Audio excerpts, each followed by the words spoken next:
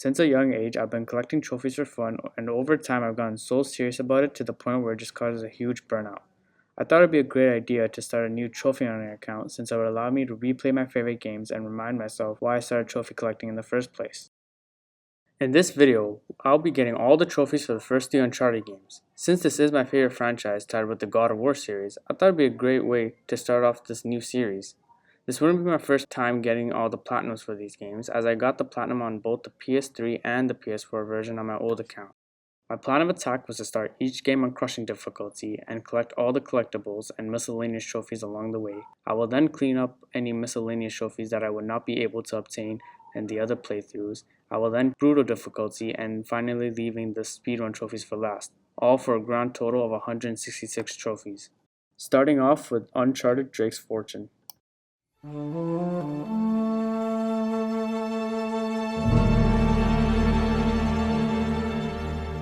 We start our journey off with treasure hunter Nathan Drake, descendant of Sir Francis Drake, and news reporter Elena Fisher. They just recovered Sir Francis Drake's coffin, which only had a journal about El Dorado, when suddenly a bunch of pirates start to attack. I started off farming a bunch of kill-related trophies. They're climbing aboard! After being pinned down, Nathan's mentor, Sully, comes and rescues us from an exploding boat.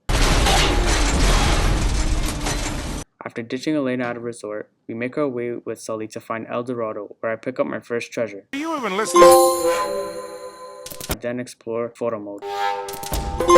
Our trail leads us to finding a U-boat where we pinpoint the general location of the El Dorado, and when we make our way back, we meet the game's antagonist, Roman, and his sidekick Navarro. We then find out Sully owes the money and ratted us out. Of money.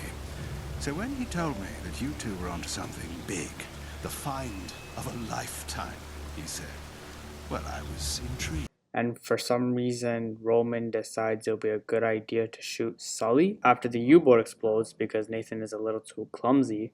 It gives us enough time to escape, where we find Elena and make up with her. We backtrack our way shooting enemies, where I managed to get my 20th headshot.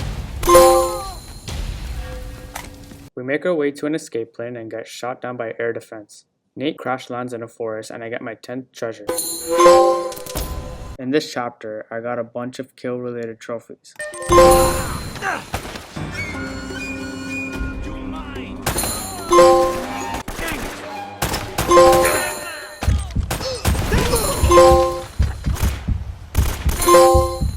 After climbing a fortress to find Elena, we don't manage to find her, but I do manage to find a relic and my 20th treasure.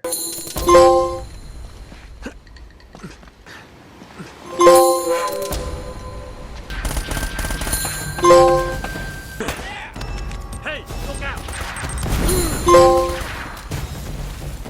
We find Elena, and in an attempt to save her, we get captured by our old nemesis Eddie Raja. He explains he wants a split for the treasure found at El Dorado, but gets rudely interrupted by Elena, who saves us.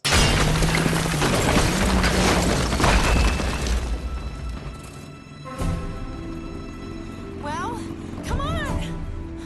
Thank you. Hey! We make our way to the drowned city, where we split up with Elena. I got a lot of kill-related trophies.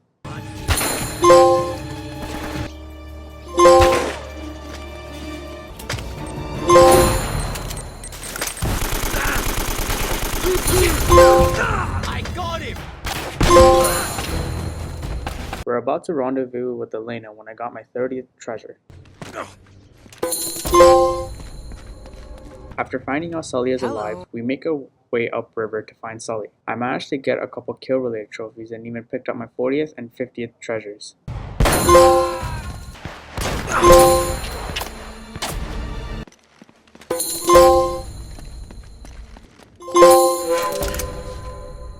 We find Sully in a monastery, which leads us to the treasure vault. Here's where I got my 50th M4 and 92 FS kill.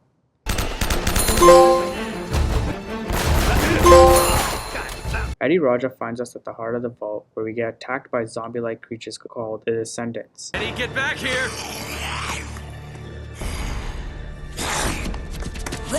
Oh, crap. Eddie Raja gets himself killed by some Descendants because he wanted to run up and assert dominance like an absolute moron. After barely making it out alive, we made our way to a bunker to turn on a power generator, and here's where I got my 30th kill with the MP40.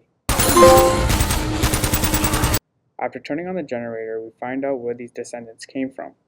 Turns out they were Nazis who got cursed by the El Dorado, and it turns out that El Dorado is not a city, rather, it's an idol. After making our way back, we find Elena, who is now captured by Roman. So long, Nate. It's been fun. Yeah. Keep smiling, asshole. I'll see you soon. We then fight our way to the monastery, and I got Brutal Slugger. We meet up at the monastery with Sully, and I find my final treasure after fighting some enemies.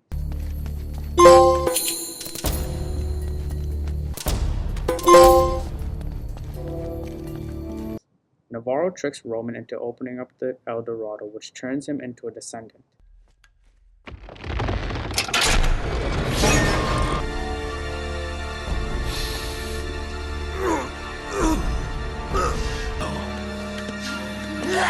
Navarro then shoots him in the face and escapes with kicks.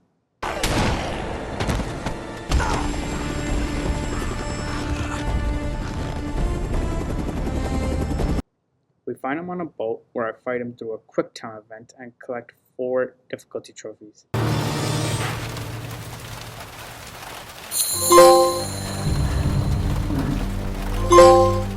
Elena. Now that the story is done, I moved on to the miscellaneous trophies.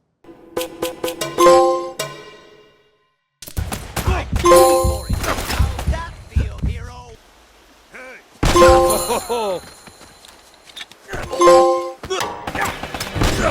Oh, yeah.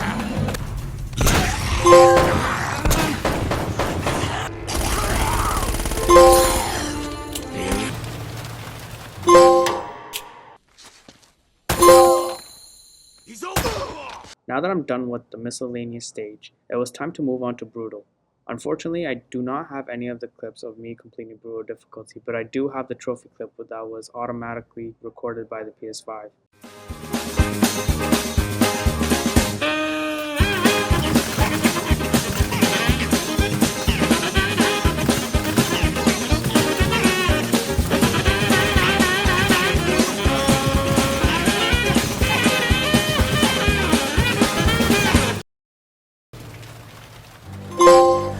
Lastly, it was time for the speedrun trophies.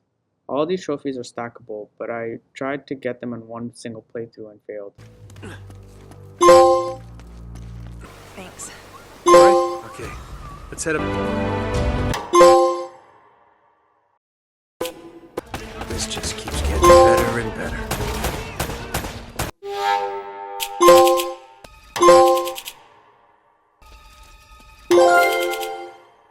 Now that all of Uncharted 1 is complete, it's time to move on to Uncharted 2.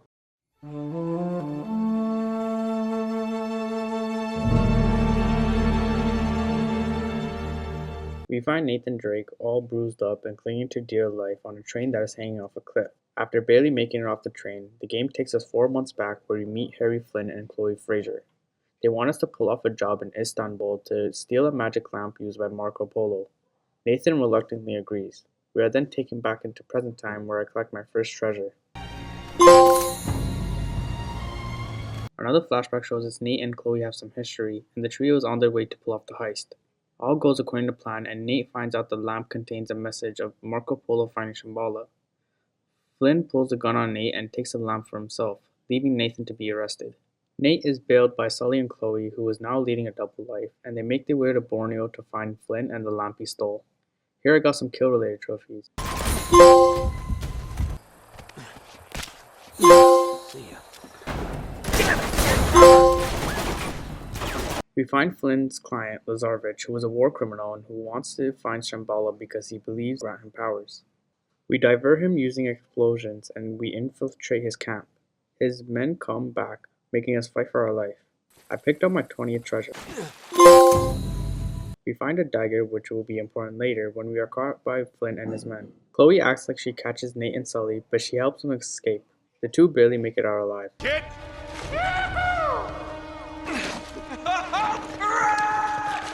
Nate makes his way to Nepal, where Shambhala is secretly located, where he gets ambushed by a huge armored truck.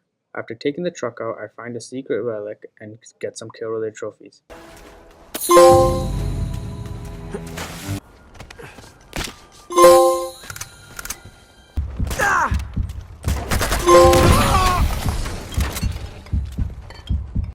Nate finds Chloe and both make their way to a hotel to get to a high point and find the temple Marco Polo found, which will lead to Shambhala.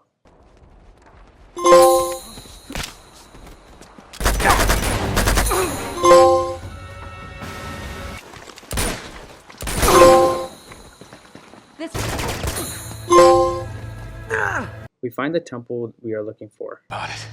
Maybe we can... Oh, bingo. Along the way, we see Elena and her cameraman Jeff. They are there to journal about Lazarevich, so Nate convinces Chloe to let them come along, because it wouldn't be safe for them otherwise. At the temple, we make Elena and Jeff stand guard near the entrance and enter a secret entrance. Here we find the location of Shambhala. Lazarevich's men make their way in, and we fight our way out.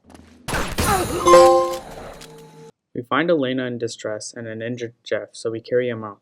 After a while, Flynn catches up and Chloe acts like she's on their side once again, but Flynn orders a henchman to take Chloe to a train. Lazarevich makes his grand entry and kills Jeff mercilessly. Did you carry him all the way from the temple? Shame.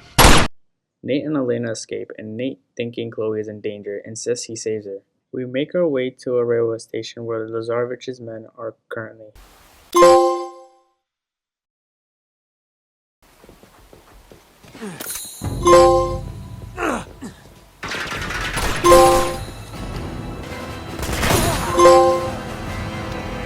We hop on the train that Chloe is being held captive.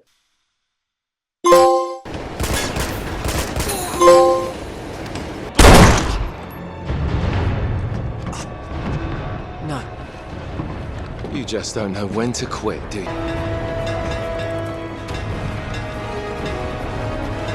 Here goes nothing.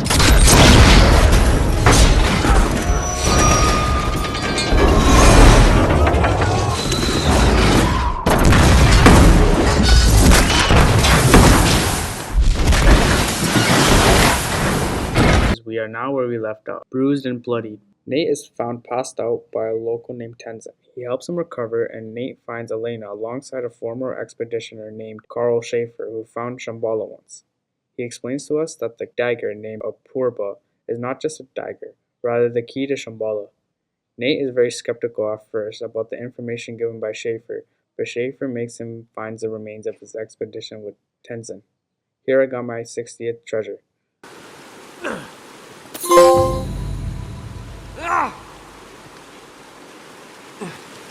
We find the remains of the expedition and also find out that the expeditioners were Nazis.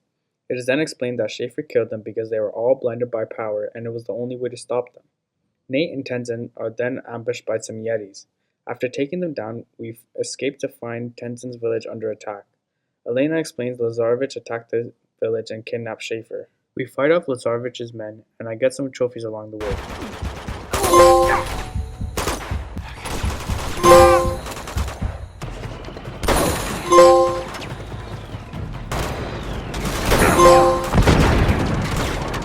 Elena picks up Nathan with a truck, and we pursue Lazarevich. Elena drifts off the cliff, and we luckily survive and make our way towards where Schaefer is being kept captive.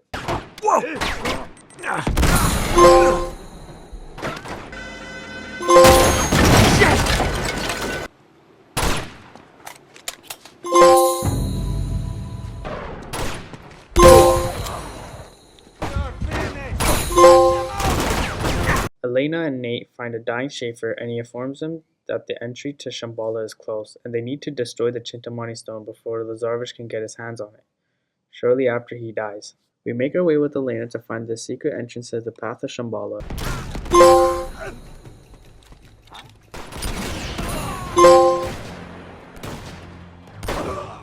We locate the secret entrance and we make our way there.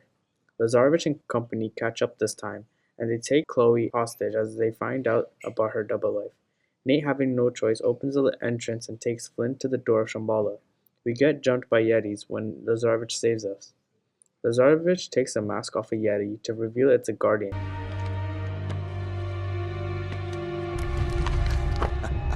What?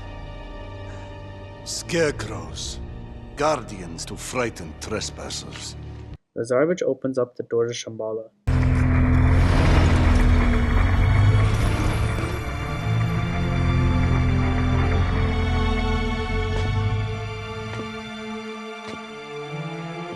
The crew get attacked by more guardians, which gives enough time for the dynamic trio to make their escape.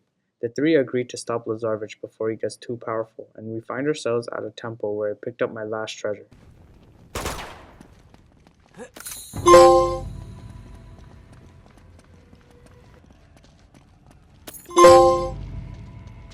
We find the Chintamani stone, and Nate realizes the sap from the Tree of Life is what grants power, not the Chintamani stone. A bruised up Flynn shows up and shows him that he has a loaded grenade which explodes, injuring Elena.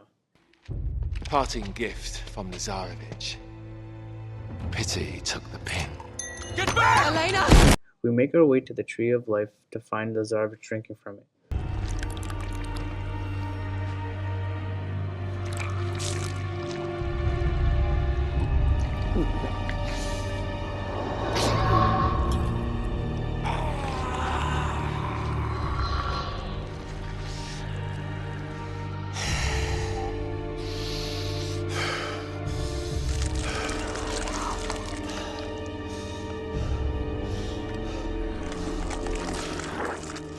Lazarevich is indestructible for the most part, but he has a weakness: tree saps, which are explosive and flammable.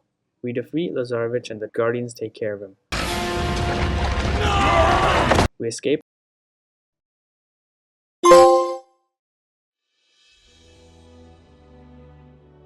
It is time to move on to the miscellaneous trophies. Everybody, let's go. Come on!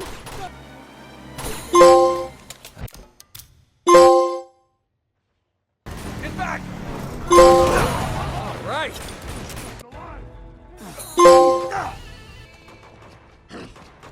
Guardians out here too. It is time to move on to the brutal difficulty. Staring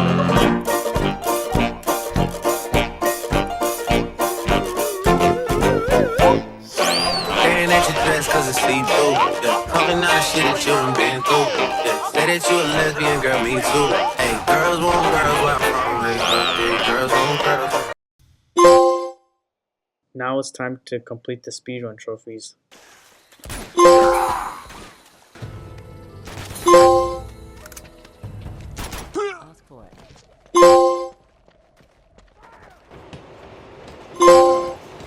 Thank God for Thomas.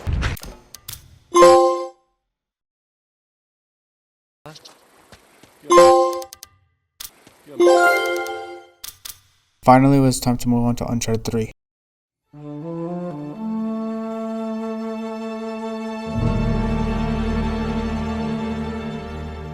Nate and Sully meet up with the potential buyer of Sir Francis Drake's ring, but they realize that the buyer, Talbot, was scamming them using counterfeit money, and they try to leave. Talbot's men stop them from leaving, causing a huge bar fight. While fighting the henchmen, I got a trophy and I picked up my first treasure. While trying to escape, we get caught by Talbot's right-hand man, Charlie Cutter, and we're introduced to Talbot's client, Marlowe. Turns out a 15-year-old Nathan stole the ring from her museum in Colombia. She takes the ring back and leaves. A flashback shows the 15-year-old Nathan stealing a key from Sully before they even met and opening the casing to the ring. He gets caught by Sully, Marlowe, and her security guard who attacks him. Sully saves Nate and takes him under his wing. Cut back to present time. Charlie, who is actually a part of our team, takes us to Marlowe's hideout. After opening a secret entrance, we make our way underground, where I got a secret relic. When a group of Marlowe's men attack us, I get 5 headshots in a row. Well, that could have gone. We find a secret library, and in it, a decoder called the cipher disk. After trying to place Drake's ring in the decoder, Marlowe realizes it's a dupe. They leave to find Nate, which gives us enough time to search the library. Here I find my 20th treasure. Nate finds Lawrence of Arabia's diary and he puts the ring in the cipher disk, which gives a riddle and leads towards a map. The map shows Lawrence's journey and where he left treasure. We create a little too much noise, which attracts Marlowe's men, and we fight our way out.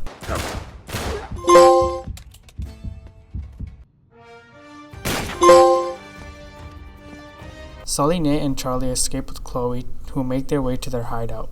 There, Nate explains John Dee, one of Queen Elizabeth's closest advisors, sent Francis Drake to Arabia. He then explains that the Lawrence of Arabia said if he were to return to Arabia, it would be to search for a land called the Atlantis of the Sand, a city of immeasurable wealth, which explains why Dee sent Drake to Arabia.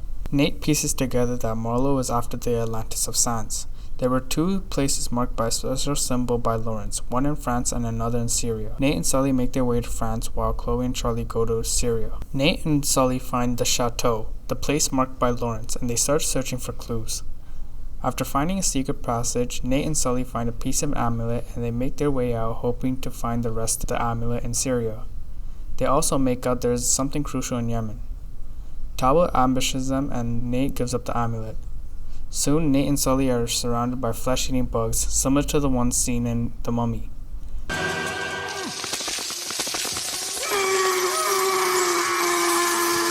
After escaping the bugs, we fight our way out.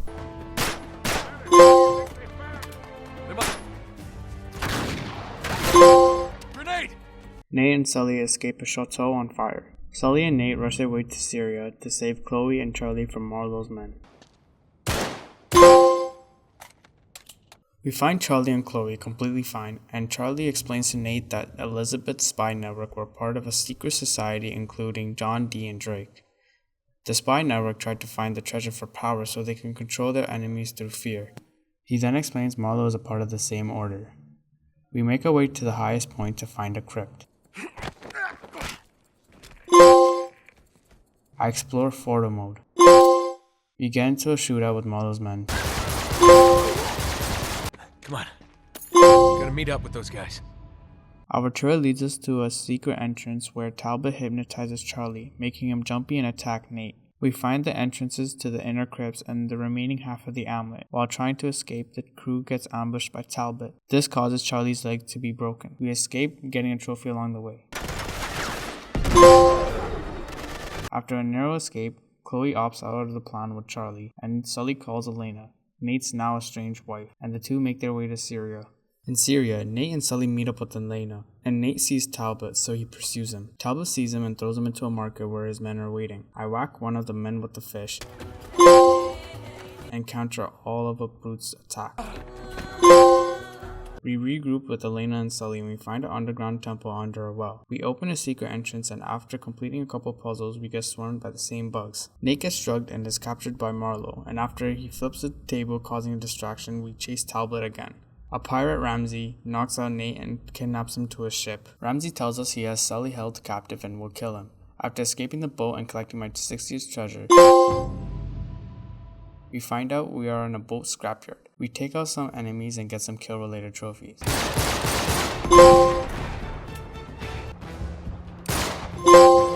Oh boy.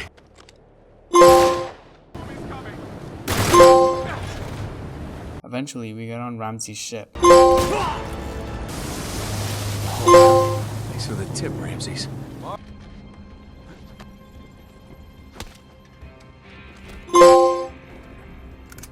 We eventually find Sully, which turns out to be a hoax. After a grenade explodes, the ship starts to be flooded with water.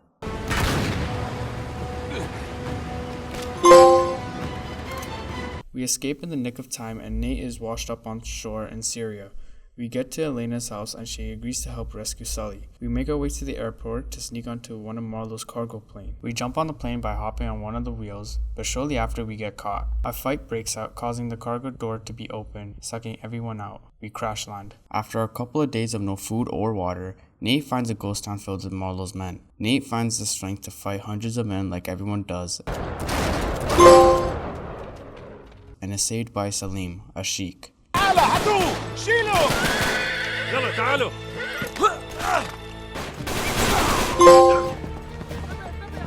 He agrees to help us stop Marlowe, knowing the peril of what would happen if Marlowe were to succeed in her quest. We attack Marlowe's convoy and rescue Sully. Hang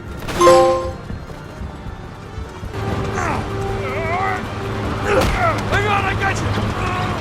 I can't hold on! Take my hand, I've got you! We follow the convoy into a desert and we get separated from Salim.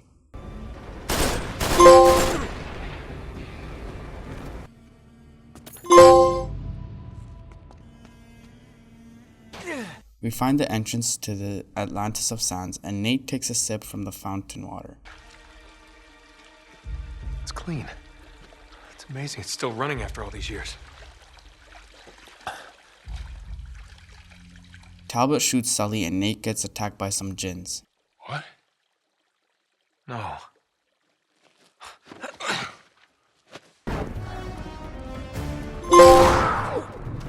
Yes.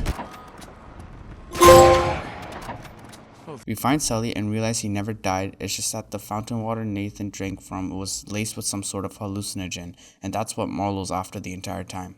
We find Marlowe extracting water and stop her by shooting some grenades. We leave, and along the way, Marlowe sinks in some quicksand with Drake's ring. We try to escape when we are ambushed by Talbot. After killing him, we escape and meet up with Salim. Nate leaves Syria with Elena and Sully, and they all live happily ever after. Now it's time to move on to the miscellaneous trophies.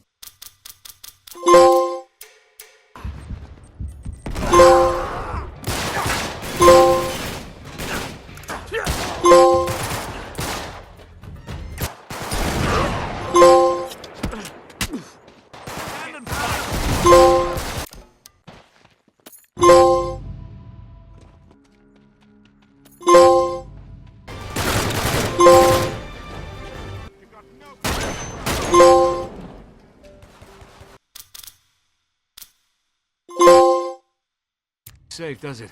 That's an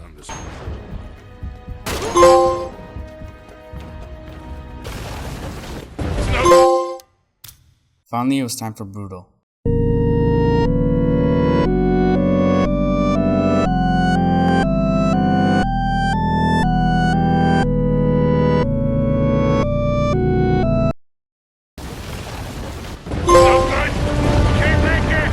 Now it's time for the speedrun trophies.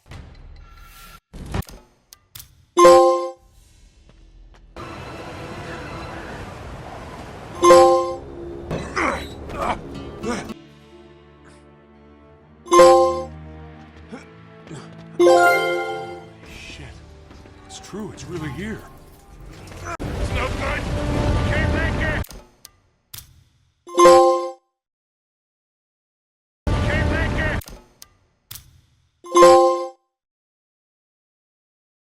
That was my journey through the first 2 Uncharted games. Thank you for watching, and I hope you enjoyed the video as I did making it.